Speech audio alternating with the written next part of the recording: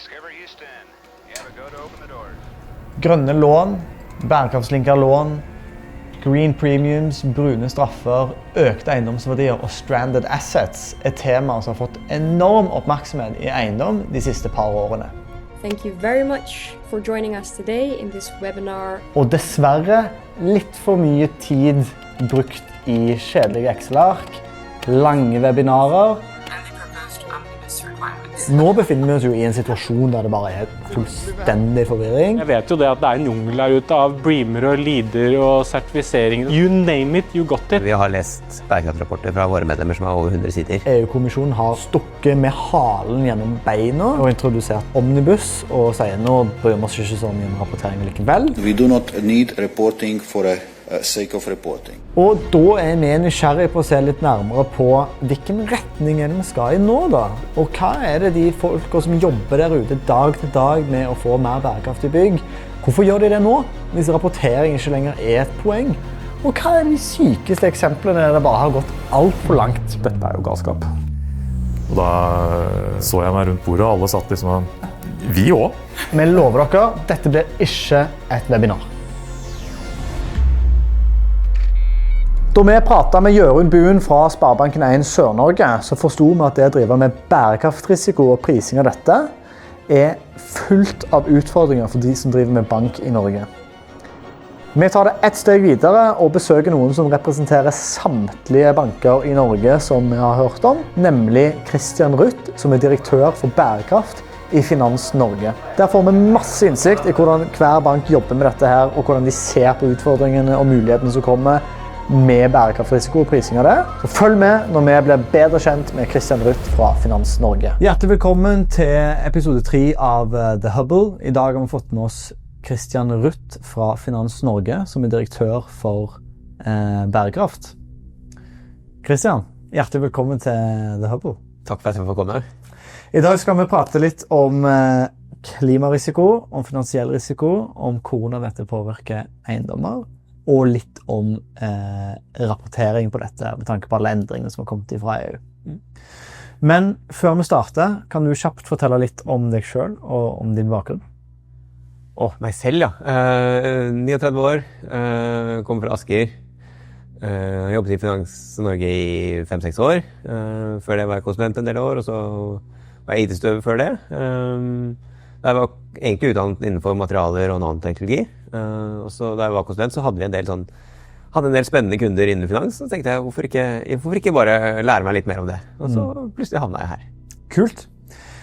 Og Finans Norge, hva slags type organisasjon det? Vi jo medlemsorganisasjon for norske finansforetak.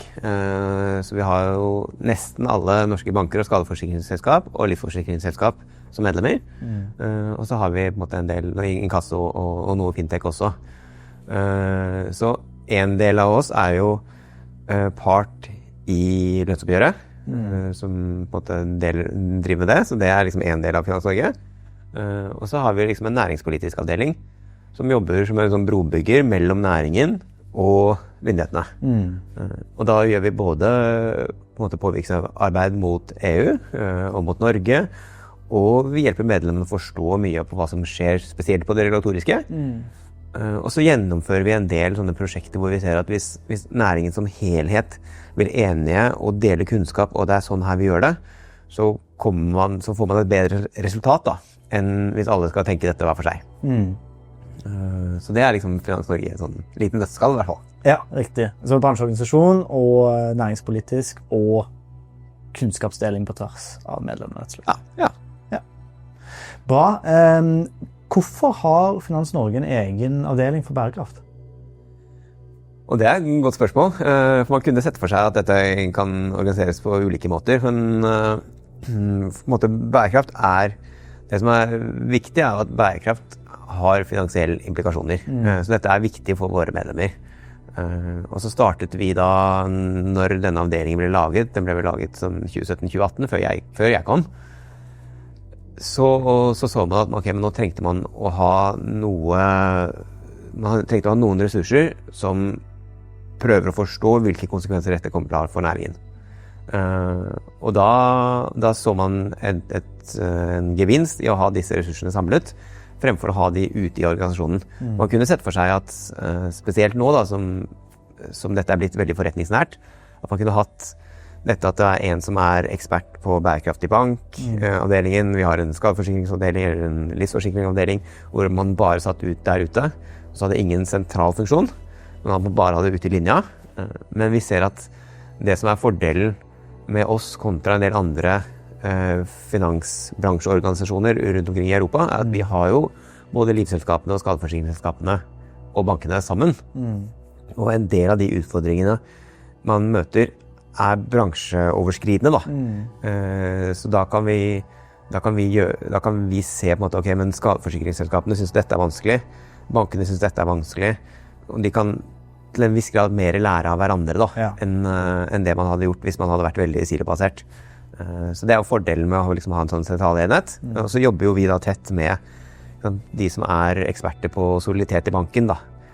Vi har jo sånne eksperter hos oss, og de jobber da tett med oss for å forstå hvordan har klima- og bærekraftsrisiko påvirkning på soliditet i bankene. For de kan jo soliditeten på det klassiske banksoliditet, og så forstår vi en del av på de nye reguleringene og sånn da. Ja, akkurat. Og da vi litt inne på at det har blitt mer forretningsnært i de senere tider også, fordi man kobler opp mot soliditet. Det litt den type ting du mener da, når du mener at det har vært mer forretningsnært i det siste? Ja, for eksempel soliditet, eller kredittinnvigelse, kundereisen til kunden. Det finnes banker som har begynt å integrere dette her i kundereisen for å kunne tilby deg bedre rådgivning, for eksempel. Så det viktig, og så det jo i rapporteringen, så det er viktig at man klarer å integrere det i hele deler av organisasjonen, da, at det ikke bare sitter liksom, noen som skal gjøre dette på si, for da blir det jo ikke noe reell endring.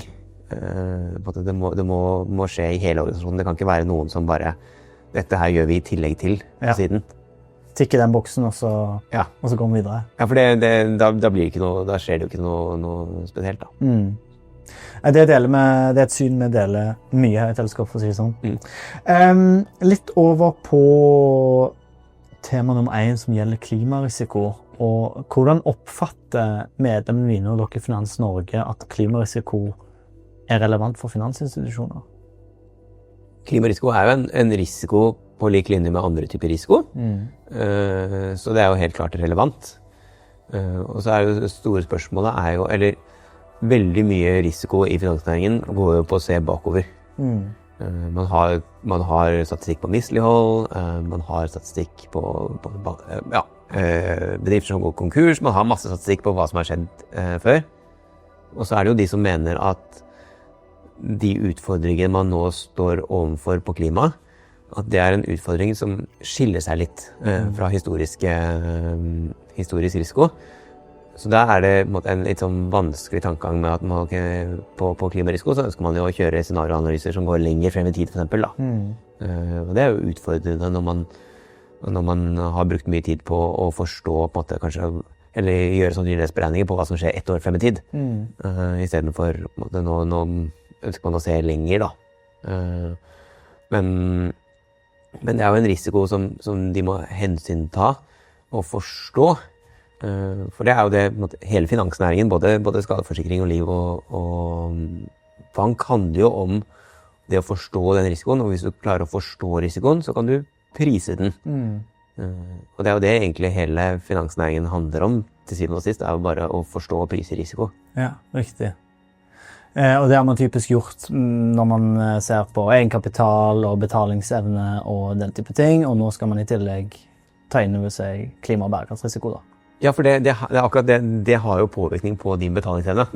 Hvis du tar det enkleste eksempelet da, hvis du sier at en leietaker har 2 utgifter. Den har utgifter til byggeier, og den har utgifter til strømleverandøren sin. Og så for en leietaker så det totalutgiften som har noe å si. Den sannsynligvis så har ikke den så mye å si om den betaler til byggeier eller til strømselskapet. Det totalen som har noe å si. Og hvis du som eier da har et veldig energiineffektivt bygg, så vil det da bli mindre penger som den leietakeren ønsker å gi til deg, fordi den må gi mer til strømselskapet. Ja. Og da, ikke sant, hvis en bank da har eksponering, et utlån til den byggeieren, så det noe den banken bør hensynta for å forstå byggeiers kontantstrøm. Så det viktig at liksom, bærekraftsrisiko ikke en risiko ved siden av. Det påvirker de faktiske risikoene som man allerede hensyntar. Det bare påvirker på det påvirker på en litt annen måte enn det man har vært vant til å se. Da. Og da det jo ganske nært inn på det som forretningsnært for gårdeiere nå, nemlig å levere et bra produkt til leietakerne sine. Yes, ikke sant? Og der tenker jeg jo, leietaker sitter med så leietaker og det offentlige sitter jo med nøkkelen til hvordan dette skal lykkes.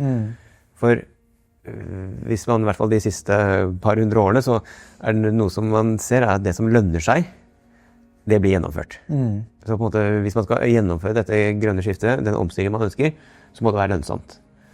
Og i det leietaker har en merbetalingsvilje for grønne bygg, så gårdeier, i det den forstår at leietaker har en merbetalingsvilje, så ønsker den å gjøre noe med det. Og ønsker å tilby et produkt som den ønsker å kjøpe. Eller på samme måte som hvis det offentlige er jo en kjempestor leietaker. Hvis de setter krav, eller hvis man får regulatoriske krav på sånn og sånn her må skje, så kommer dette til å trickle down. For da kommer gårdeier til å gjøre noe, og det har jo på en måte, og det gjør jo banken på en måte, hvis gårdeier forstår at leietaker ønsker å betale mer for noe, så forstår banken det også. Ja. Og da begynner det å rulle. enklere å prise den risikoen. Yes. Eller det enklere den risikoen blir lavere når gårdeier oppfatter at her blir det mer betalingsvilje for grønne bygg. Ja, hvis det blir mer betalingsvilje for grønne bygg, da. Ja. Det er jo det som på en måte, det er det som krukset. Hvordan få til den betalingsviljen. For på en måte, sånn historisk, da, så det må lønne seg for at på en måte, ballene skal rulle sånn skikkelig. Spennende. Hvordan det de går frem, de bankene som medlemmer hos dere, når de skal faktisk prise denne risikoen? Hvordan gjør de det? Og det tror jeg ulikt. Ja. For det første så må man ha litt informasjon. Da. Det ene informasjon om hva byggets ytelse i dag. Og så bør man ha en eller annen formening om hva tror man kommer til å skje fremover. Den jo veldig vanskelig. Hva tror man kommer av regulatoriske krav? Hvor tror man liksom betalingsviljen for leietaker vil være, og så videre. Og hvor man på en måte tror at regulatoriske krav, på en måte, når tror jeg at du som byggeier må gjøre noe med dette bygget, og hvor mye tror jeg dette vil koste.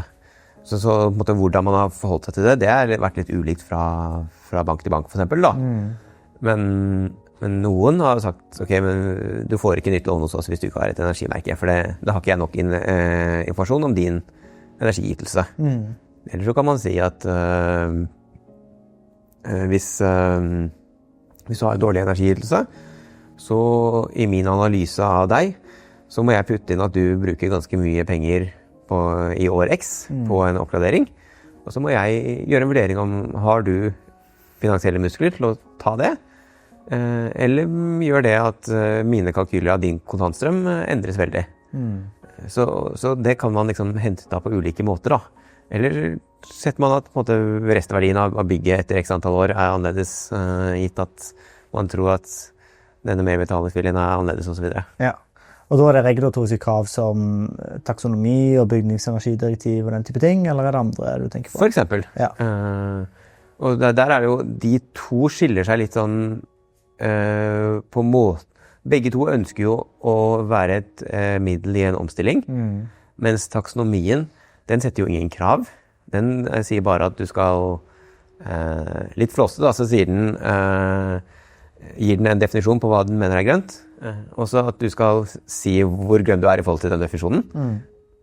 Mens bygningsenergidirektivet legger jo mer krav på nasjonen til at man skal faktisk omstille bygningsmassen. Da. Det ene på en måte mer informasjon, og det andre krav til hvordan man skal omstille. Riktig. Det kommer jo også noen krav til bankene, ser man, med tanke på kapitalkrav og den type ting. Relateres det også til energimarkedet og den type ting? Bankene har jo, sånn generelt, da, så skal bankene gjøre en god risikovurdering.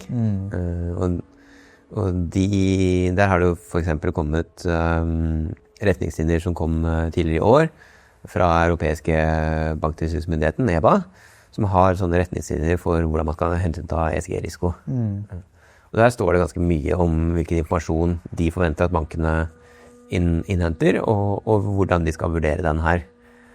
Og så er det jo opp til banken på en måte å vurdere hvilken risiko vil det være i det enkelte bygg eller den enkelte porteføljen. Men da får man i hvert fall noen retningslinjer på hva Europeiske banktilsynsmyndigheten mener er viktig, og Finanstilsynet har også sagt at de kommer til å hente EBA-guidelines, disse retningslinjene, når de gjør sine vurderinger. Da.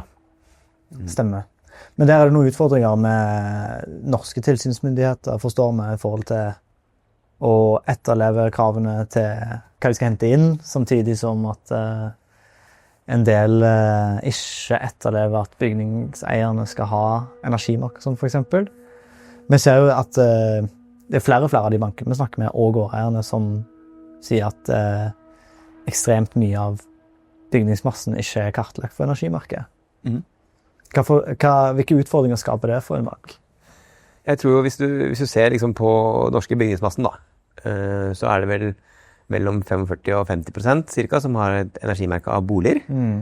Og det som har et energimerke, de energimerkene er gyldige i 10 år, så alle disse er ikke gyldige, for de som ble utsatt mellom 2010 og 2015 er nå ikke gyldige lenger. Og så er det vel, Norges Bank anslo vel at opp til 22% av næringseiendom har det. Og så har det jo vært et lovkrav ganske lenge om at næringseiendom over 1000 kvadrat skal ha det. Det er litt endret det lovkravet akkurat nå, men i hvert fall det har vært et lovkrav veldig lenge om at det skal være der. Da. Og da har vi også fått høre fra våre medlemmer at Finanstilsynet, da, som driver tilsyn med våre medlemmer, spør våre medlemmer om har dere tilgang på energimerker på disse byggene. Og så har de da svart nei, disse byggene har vi ikke. Så hvorfor ikke det? Det er jo et lovkrav. Altså, men det lovkravet det ligger jo på byggeier og faktisk ikke på banken. Og det er jo NVE som har ansvar for å følge opp energimarkedsforskriften. Ja. Så det er jo de som er tilsynsmyndighet der. Og det er jo litt viktig for oss da, at ikke bankene tillegges en oppgave de demokratisk ikke har fått. Da. For når det er en tilsynsmyndighet som skal følge at en lov blir fulgt opp, så er det viktig at det ikke blir liksom, privat næringsliv som må følge opp det. Men at det skjer hos tilsynsmyndigheten. Ja. Så det er jo en reell utfordring mange av våre medlemmer sitter på, er at de gjerne skulle hatt mer informasjon om byggs energiytelse.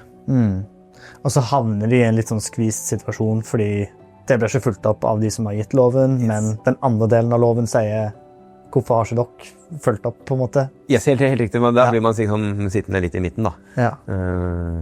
Og det er jo viktig at disse tilsynsmyndighetene snakker sammen også. Men det er jo alvorlige greier, for man snakker jo om at det nå påvirker finansiell risiko, bankens soliditet. Det er jo konsekvenser som påvirker, som du sa innledningsvis, hele gamet i finans med å prise risiko riktig. Hva kan konsekvensene bli av at disse risikoene blir for høye, eller rett og slett er for ukjente, som også er et begrep innenfor risiko? Hvordan ser de ulike medlemmene deres på høye risikoer knyttet til dette, eller ukjente risikoer? Det man kan skille på er i hvert fall skille mellom kjent og ukjent risiko. Og dette er jo en kjent risiko, så risikoen i seg selv er ikke ukjent. Det er bare i hvilken grad et gitt bygg innehar stor eller lav del av denne risikoen. Så selve risikoen, klimarisiko, er jo en kjent, det er ikke noe sånn sort svane på en måte. Men hvordan man som regel da, hvis man ikke har informasjon, så er det jo, har vi i hvert fall oppfatning om at det er ganske mange som tar da en ganske konservativ forutsetning når man skal vurdere dette her. Og så finnes det jo liksom, hva skal jeg si, sånn proprietære informasjon som du kan bruke på å lage noen estimater da, på for eksempel energiytelse. Så det finnes jo ganske helt OK estimater på energiytelsen til de 55% som ikke har et energimerket av boliger. Men det er ikke gitt at det treffer veldig godt for å gi deg som kunde informasjon om hva du bør gjøre. Ja. Men det kan treffe ganske godt på porteføljenivå. Hvis du sitter der med 100 000 boliglån, så kan en del sånne estimater gi ganske gode forståelse for hva sitter du med i porteføljen din. Men det må man bare bestemme seg for, ok, hva skal jeg bruke denne informasjonen her til da? Ja, og da er du litt sånn inne på hvordan hver individuell bank skal posisjonere seg. Helt klart, for da, du kan jo se for deg at hvis en bank da sier at okay, men jeg ønsker å bygge et kundeforhold basert på at jeg er den som kan gi deg de beste personlige økonomirådene for energieffektivisering av din bolig, så kan det være en helt legitim posisjon å ta. Men det er også helt legitimt at ikke alle banker skal drive med energirådgivning. Og det finnes ulike måter å ta den posisjonen på. Ønsker du å liksom samarbeide med noen energirådgivere, ønsker du å kjøpe en energirådgiver, og også man gjør det, kan man gjøre det på mange ulike måter. Men det er et strategisk valg for den banken. Og det er litt sånn som du nevnte på en måte at noen eiendommer vil jo ha dårligere energiytelse enn andre da. Nå snakker vi mye om energi, men det er andre ting også, men det er jo også da en vurdering fra en bank da. Okay, hvis du har et bygg som har dårlig energiytelse, men jeg som bank kan vurdere at at jeg kan bidra til at du kan gjøre noe med dette her, eller at jeg kan prise den risikoen annerledes enn en bank som enten mener at det er mer eller mindre risiko. For det er jo på en måte ofte i banken å forstå og prise den risikoen da. Så hvis jeg er en bank som tenker at merbetalingsviljen for grønne bygg kommer til å være veldig lav i fremtiden, mens en annen bank tror at den kommer til å være høy, så kan jo du få to ganske ulike låneforslag av oss, basert på hva vi tror om din risiko da. Ja, riktig. Og hva banken tror om betalingsviljen i markedet for grønne versus ikke grønne bygg. Ja, for det er jo kjempeviktig for den risikoen. Yes. For det er jo det som til slutt betaler da. Stemmer. Ja, det løye det der, og det løye som sier på stavangersk er artig eller morsomt. Men det løye hvordan den konkurransesituasjonen preger konkurransesituasjonen relatert til oppfatning av risiko. Hvordan det preger eiendomsbransjens evne til å omstille seg. For det tenker jeg, det er hvis vi ser bankkonkurranse da, over ett, så har jo både vi og Finansdepartementet har jo ganske vært tydelige på at man mener at det er høy konkurranse i bankmarkedet. Og det er veldig bra. Og det betyr jo da også at det er enkelt for en byggeier å søke lån et sted eller et annet sted. Og det er veldig nyttig, for det er det som det er rett og slett samfunnsøkonomisk veldig nyttig for Norge, at det er høy konkurranse. Og da er det også på en måte enhver banks både privilegium og ansvar å prise den risikoen etter hva de mener er best. Så det er helt naturlig at en del bygg eller en del risiko blir priset ulikt fra ulike banker da.